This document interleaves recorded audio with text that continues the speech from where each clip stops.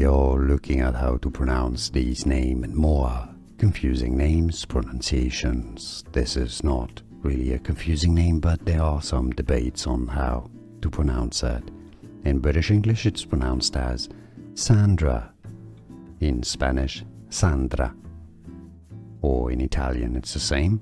Now, in the US, it's often pronounced as Sandra. How do you say it? Let us know in the comments.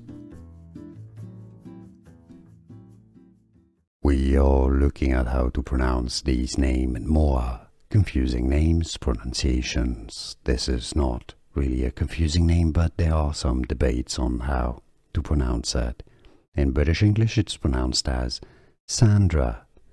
In Spanish, Sandra. Or in Italian, it's the same.